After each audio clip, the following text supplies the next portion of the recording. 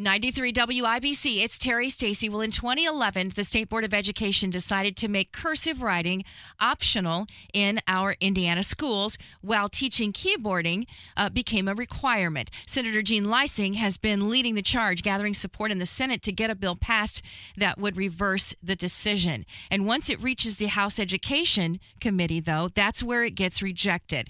Well, I received an email from our next guest who works all over the world as a handwriting teacher and remediator, and it might surprise you that she disagrees with Senator Lysing. Joining us now is Kate Gladstone from Handwriting That Works. Good morning, Kate. How are you? I'm fine, thank you, Terry. My complete business name is Handwriting Repair / Handwriting That Works, and I also direct the World Handwriting Contest, and I'm very glad to be speaking to you and your audience today. Well, I believe that Senator Lysing's latest attempt is, I think, attempt number 4. And that is correct. She's yeah. been at this since January of 2012. And you don't disagree that handwriting matters, do you? You don't disagree on that? No, handwriting matters. Handwriting matters immensely. Reading other people's handwriting matters at least as much. My concern is with claims that cursive, as opposed to all of the other forms of handwriting out there, has to be somehow magic. The research, which I can send you on request and which you can check out, shows that the fastest and most legible handwriting does not belong to the cursive writers. Highest speeds and highest legibility in handwriting are consistently found among those who join some letters, and not all of them, making the easiest joins, not attempting the rest, and to have print-like letter forms for letters whose printed and cursive forms disagree. And there actually are published programs teaching this way, which, as far as I know, neither Lysing nor anyone else in Indiana has even considered. Again, information is available on request. What bothers me even more than simply not looking at the current up-to-date information on how good writers actually tackle the issue, and what matters even more than ignoring statistics such as the fact, easily documented, that 55% even of handwriting teachers do not themselves use cursive or use a pure printing, but gravitated to a sort of hybrid of the sort I've been describing, apparently.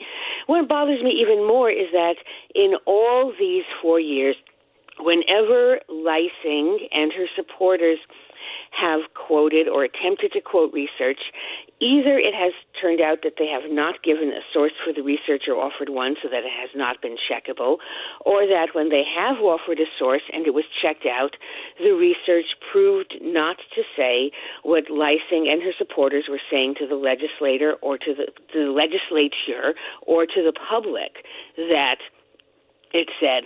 For instance, ever since 2012, Lysing has been quoting a study from a university in Indiana, a study done by Dr. Karen Harmon James, which they quote as having compared cursive writers' performance to printing writers' performance and having found superiority for the cursive writers. Unfortunately, if you look up the actual study, it didn't even involve cursive.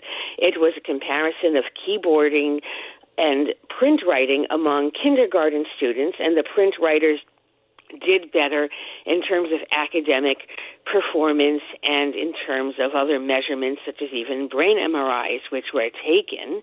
And unfortunately, when Lysing, forgive me, I hope you'll edit that out, okay. When Lysing and her supporters have mentioned this study, they have misdescribed it.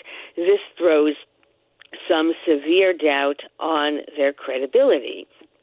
Furthermore, we have to figure out what happened in other years. In 2013, Lysing made a public statement that the quote-unquote SAT people, apparently meaning the people who run the SAT, had established that students who wrote cursive did 15% better on their SAT exams. It turned out when someone probed into that source that the 15% figure was something very different. The SAT research had compared cursive writers and writers of other sorts of handwriting taking the SAT and had found that the cursive writers did a statistically insignificant 2/5 of a point better on the essay exam, less the research established than the difference, for instance, between men and women taking the SAT exam. And the only 15% figure in the study was the actual percentage of people taking the exam who wrote in cursive. It had nothing to do with how well they did. Then last year, in 2014, Lysing claimed that it was the consensus of child psychologists that cursive was very, very good for our brains. She did not name a source, but stated that this was the consensus of child psychologists. So I called various psychology groups, psychological associations, including child psychology associations in Indiana and elsewhere in the USA, as well as around the world. And they said, no, this is not something we think. We don't know where she came up with it. Now, this year, my understanding is that she's simply saying cursive is good for our brains and research shows it without even offering to provide the research on request.